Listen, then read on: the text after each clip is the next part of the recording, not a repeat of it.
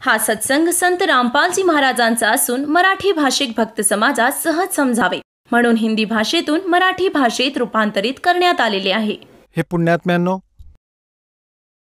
परमात्म्याची थोडीशी त्रेतायुगात अवतरल्याची झलक सांगतो, ऐकवतो. त्रेतायुगात परमात्मा मुनींद्र नावाने, एका ऋषीच्या नावाने ज्ञानप्रसार करत असत. त्यावेळी केवळ ब्राह्मण वर्गच शिक्षण आणि दीक्षेचा अधिकारी असे. म्हणून परमात्मा ह्या दोन्ही युगात ब्राह्मणाच्याच घरी आले, म्हणजे ऋषी बनून आपल्या मुलांना ज्ञान देता येऊ शकेल. तर ऋषी बनून ठिकठिकाणी गेले, त्या नकली ऋषींबरोबर गोष्टी केल्या. त्यांच्याजवळ कोणतंही ज्ञान नव्हतं. ते ऋषी म्हणत की प्रारब्धातील कर्म तर भोगायलाच लागतात, जे कर्मात लिहिलंय ते भोगूनच पूर्ण करावं लागतं, कमी केलं जातं. तेव्हा परमात्मा म्हणतात, जर आपल्या प्रारब्धात काही आपत्ती असतील आणि त्या भोगाव्याच लागतील, तर भक्ती कशासाठी करत आहात? परमात्म्याचं स्मरण कशासाठी करत आहात? What is the use of worship? ह्या पूजेची आवश्यकता काय तुम्हाला? तर ते म्हणत, तू तर उलटी गोष्ट सांगत आहेस. कर्माचे भोग तर भोगायलाच लागतात. एक नळ आणि नीळ नावाचे दोन मावस भाऊ होते, म्हणजे त्या दोघांच्या माता भगिनी होत्या. मातापित्यांचं देहावसान झालं होतं दोघांच्याही, आणि दोघेही अनाथ झाले होते आणि त्यावर असाध्य रोगांनी ग्रस्त होते. त्यासाठी ते घर तर काही राहिलं नाही. विचार केला की कुठल्या आश्रमात जाऊन राहू. तिथे जाऊन ऋषीमुनींना भेटले, त्यांना विनंती केली की आम्ही असे असे दुःखी आहोत.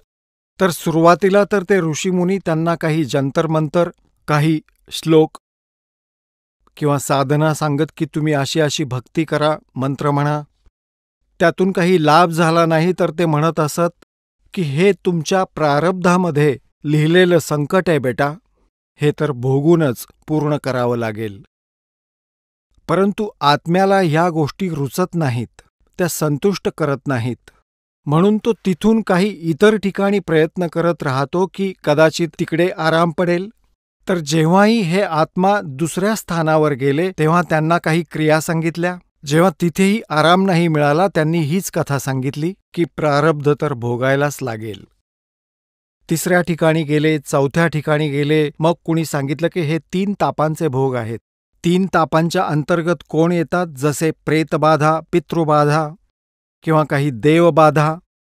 कुणी जंतरमंतर केला असेल, कुणी शाप दिला असेल.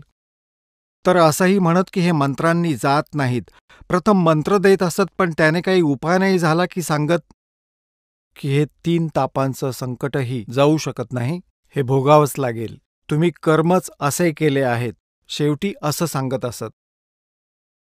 असेच एकदा भटकत भटकत ते परमेश्वर मुनींद्र नावाचे आलेले ते परमात्मा सत्संग करत होते.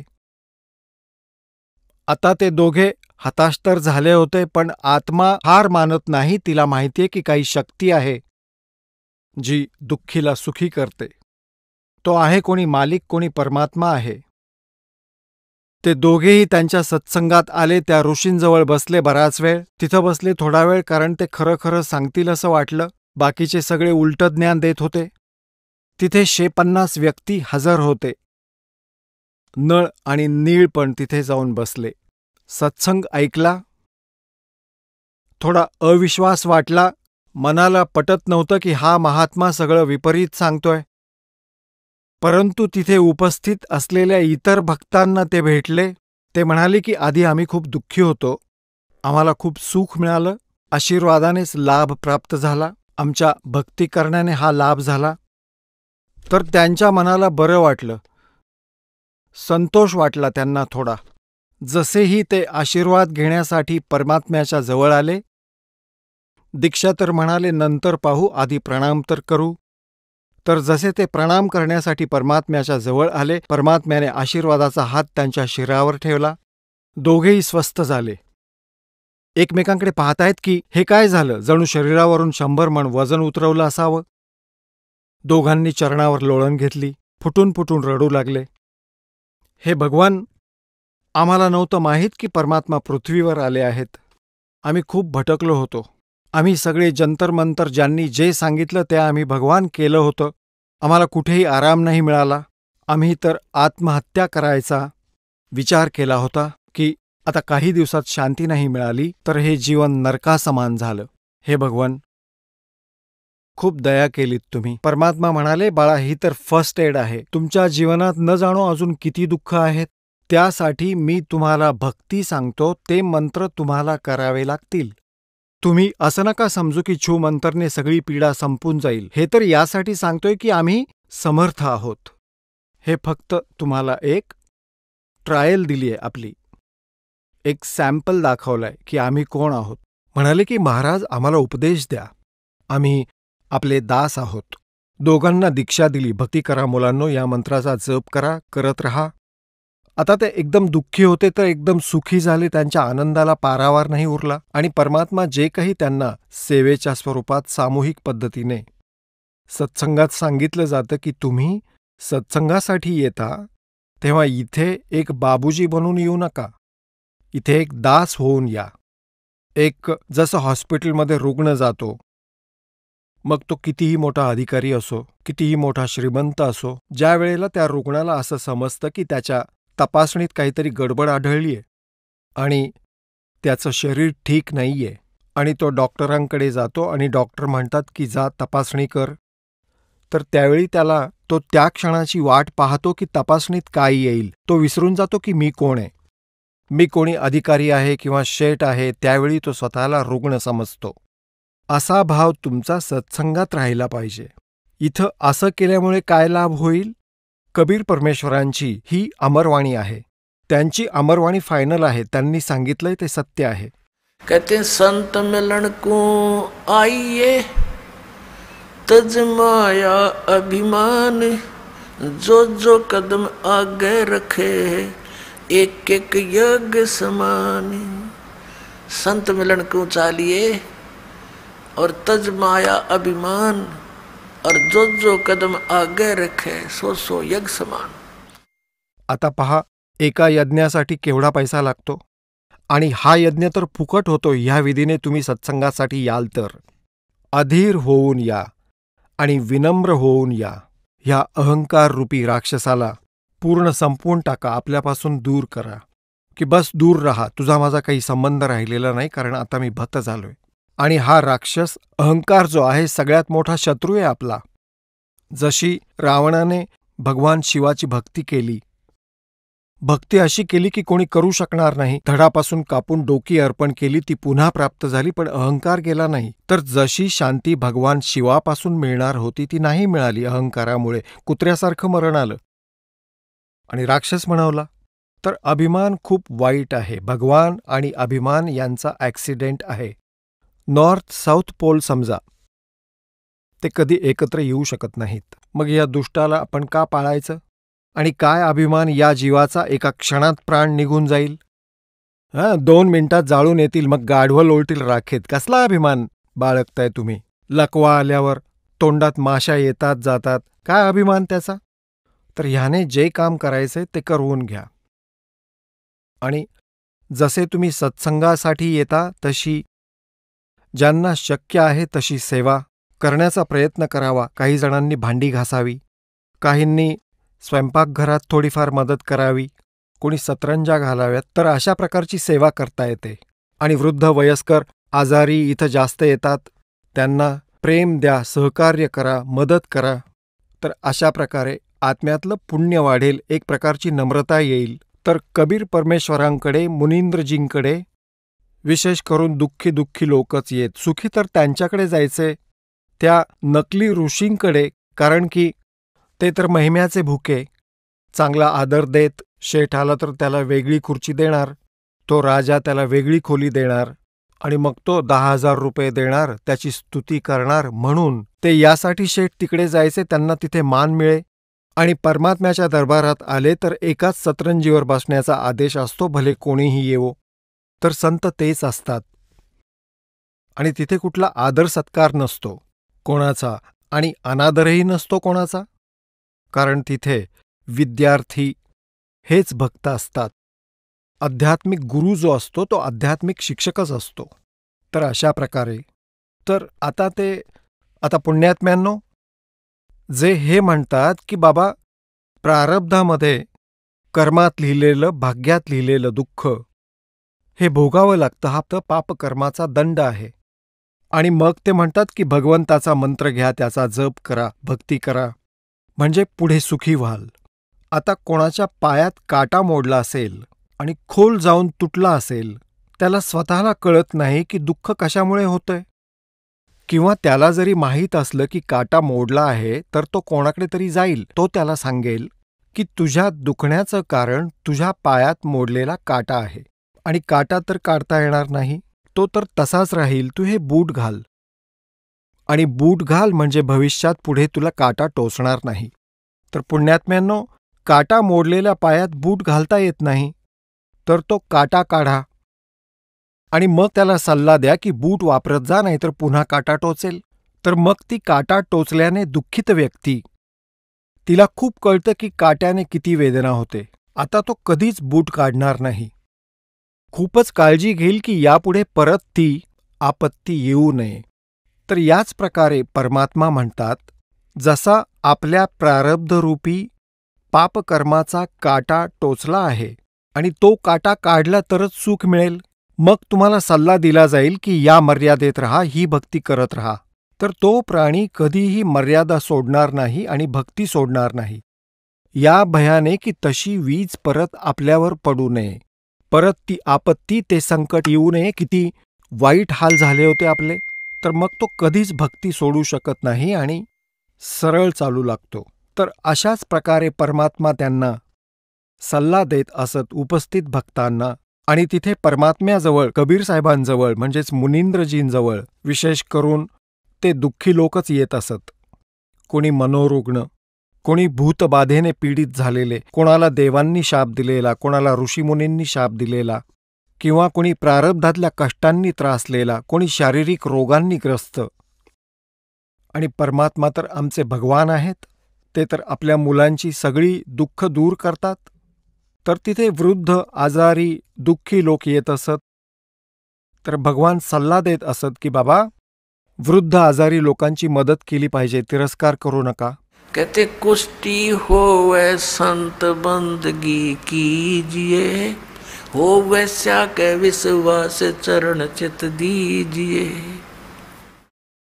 परमात्मा सल्ला देतात, आपल्याला सांगतात, जरी भक्ताला कोड झाले असतील, कुष्ठरोग झाला असेल, त्याच्यावर माशा घोंगावत असतील, तरी त्याचा तिरस्कार करू नका. उलट त्याची मदत करा शक्य होईल तेवढी. कुष्टी होवे संत बंदगी कीजिए. भक्तांनी एकमेकांना नमस्कार करावा सतसाहेब, त्यांचा तिरस्कार करून पाठ फिरवून जाऊ नका. और होवे के विश्वास चरण चित दीजिए. जर कोणी भगिनी, कोणी आपली कर्मवश गणिकाही झाली असेल, वेश्यावृत्ती करत असेल आणि ती सत्संगासाठी आली, म्हणतात तिचाही तिरस्कार करू नका, तिलाही साधू समजा. कारण की आपण सगळे अशा जगात राहतो जिथे न जाणे कोण कधी काय चूक करेल. आणि आपण काय करतो की स्वतःचे दोष न बघता दुसऱ्याच्या छोट्या दोषालाही मोठा समजून त्याचा तिरस्कार करतो. हेही आमच्या अज्ञानाचंच कारण आहे. आता जसं पुण्यात्म्यांनो, कोणी चोर आहे, डाकू आहे आणि कोणी दुराचारी आहे, जर तो सत्संगात आलाच नाही तर त्याला हे कसं कळणार की हे पाप करतोय तो? ज्या क्षेत्रात तो राहतो त्या परिसरात तो अडकलेला आहे, त्यामुळे तो बिघडतच चाललेला आहे. आता जसं कापड मळलेलं असेल, जोपर्यंत त्याला पाणी लागत नाही, साबणाचा प्रयोग होत नाही त्यावर, तोपर्यंत मळ कसा निघणार? तर अशा प्रकारे परमात्मा, परमेश्वर कबीरजी म्हणजे मुनींद्रजी आपल्या उपस्थित श्रोत्यांना, भक्तांना शिकवण देत असत. आता नळ आणि नीळ तर मोठ्या संकटातून गेले होते. डोंगर कोसळला होता दुःखांचा. 30-30 वर्षांचे झाले होते आणि लहानपणापासूनच दुःखी होते.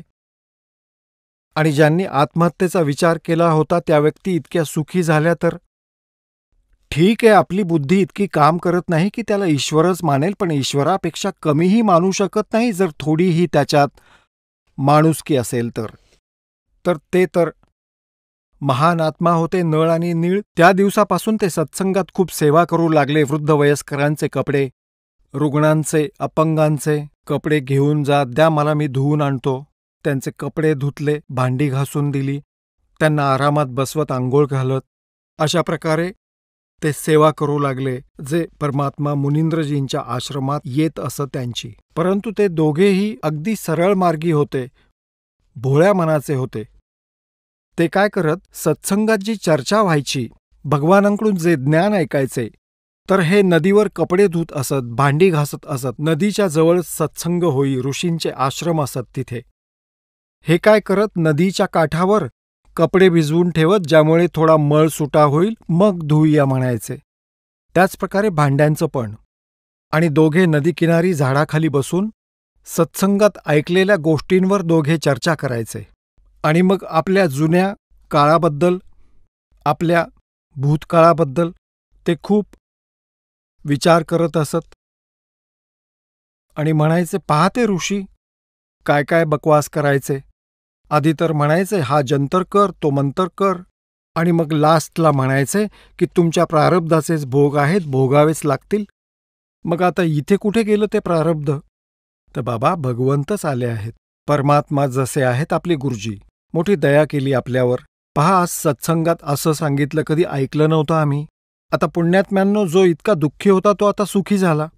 आणि त्याला जे ज्ञान हा दास देत आला तेच ज्ञान परमात्मा पूर्वी देत असे. त्याच परमेश्वर कबीरजींनी दिलेलं ज्ञान हा दास सांगतोय. टेप रेकॉर्डर तुम्हाला ऐकवतोय. दिलेलं ज्ञान त्या ईश्वराचंच आहे, जो 4थ्या युगापासून देत आला आहे. तर पहिल्यांदा सुखी माणसाने या गोष्टी ऐकल्या तर उठून निघून जाईल म्हणेल काहीतरीच सांगतायत हे. आजपर्यंत कधी ऐकलं नाही. तर प्रथम परमात्म्याने त्या लोकांची निवड केली जे दुःखी होते. आणि जेव्हा दुःखी व्यक्ती सुखी होईल तेव्हा तो कुठे जाईल, सगळं ऐकेल आणि सारं खरंही वाटेल त्याला, कारण तो तर दुःखातून बाहेर पडलाय. तर खरं तर हे आहेच आहे. त्या अज्ञानामुळेच आपल्याला ते बरं वाटत नव्हतं. तर अशा प्रकारे ते जेव्हा चर्चा करत असत तेव्हा एखादा कपडा त्या प्रवाहात वाहून जात असे. त्यांना कळायचंही नाही. जेव्हा ते धुवून वाळवून परत नेत असत त्यांचे कपडे, तर प्रत्येकजण आपापले कपडे घ्यायचा. कुणी म्हणायचं माझं धोतर सापडत नाहीये, कुणी म्हणायचं माझा सदरा गेलाय. ते म्हणायचे की बाबा आम्ही जेवढे नेले होते तेवढेच परत आणलेत, आम्हाला माहिती नाही. अशाच प्रकारे भांड्यांचंही होई. कोणाचं एखादं भांडप, एखादा पेला, कोणाची ताटली, असं रोज काही ना काहीतरी हरवत असे. मग त्या लोकांनी त्यांना प्रार्थना केली की पहा, मोठ्या कष्टाने एक पेला आणला होता, एवढ्या लांबून पुन्हा कसा आणणार? बाबा त्यापेक्षा तुम्ही असं करा, आमची सेवा नका करू, आमचं आम्ही करू. आम्हाला तर खूप टंचाई जाणवते आता वस्तूंची, कुठून आणू आता? तर ते म्हणू लागले, यापुढे आम्ही काळजी घेऊ, खूप काळजी घेऊ. तर इतर सेवा करणारे जे अन्य लोक होते ते सांगू लागले की हे दोघे भोळे भाबडे आहेत. कपड्यांना, भांड्यांना पाण्यात भिजवून एका बाजूला बसतात, ते भगवंताविषयी चर्चा करत असतात. त्यांना कळतच नाही ते पाण्यात वाहून गेलंय ते. सांगण्याचा भावार्थ असा की ही तक्रार गुरुजींपर्यंत गेली, मुनींद्रजींपर्यंत. आता त्यांना चिंता वाटली की आता महाराजांकडे गोष्ट गेली, आता ते आमची सेवा काढून घेणार. आता सेवा काढून घेणं म्हणजे भगवंतांची नाराजी घेणं. गुरुजी नाराज झाले तर आपल्यावर पुन्हा संकट येणार. ते या भीतीने करबद्ध होऊन तिकडे गेले. गुरुजींनी बोलावलं. परमात्मा म्हणाले, बेटा हे खूप त्रासले आहेत, तुमचा उद्देश चांगला आहे, सेवा करण्याचा आहे, पण यांना प्रॉब्लेम खूप झाले आहेत, तुम्ही सेवा राहू द्या. बेटा दुसरी एखादी सेवा करा. त्यांनी लोटांगण घातले, खूप रडू लागले. म्हटले, हे परमात्मा आमची सेवा काढू नका, हे भगवान यापुढे आम्ही नीट लक्ष देऊ. तर भक्त म्हणाले, हे पूर्वीही कितीतरी वेळा म्हटलेत असं, हे परत गेले की विसरून जातात, हे यांना जमणार नाही. आता परमात्म्याने पाहिलं यांची श्रद्धा अतूट आहे, यांचं मन मोडेल, हे खूप दुःखी होतील. तर परमात्मा कबीर मुनिंद्रजींनी, परमेश्वरजींनी आशीर्वाद दिला, बेटा आजपासून तुमच्या हातून कुठलीही वस्तू पाण्यात बुडणार नाही. जिथे ठेवाल तिथेच राहील. तुम्ही हलवल्याशिवाय अजिबात हलणार नाही. आता हा वर मिळाल्यावर ते खूप खुश झाले आणि जाऊन पाहिलं. जे कपडे भिजवले होते ते होते तिथेच राहिले. ताटल्या वाट्या काशाच्या असत, त्या ठेवल्या. कासे एरवीही पाण्यात बुडते. काशाच्या वाटीत काठोकाठ पाणी भरून आणि त्या नदीत ठेवत, तरीही जिथल्या तिथे राहत.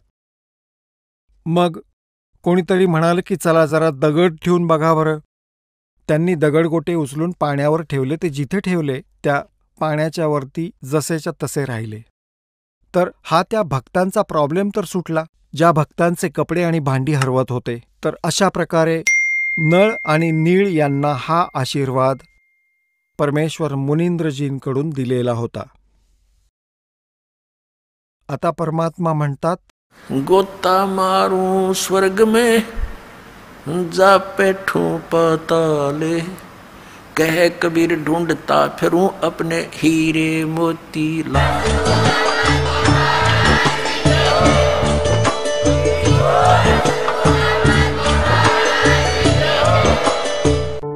आपण ऐकत होता जगद्गुरु तत्वदर्शी संत रामपालजी महाराजांचे मंगल प्रवचन.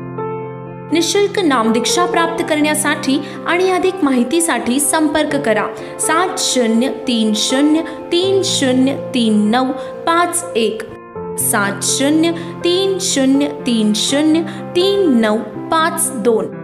आमची वेबसाईट आहे www.jagadgururampalji.org.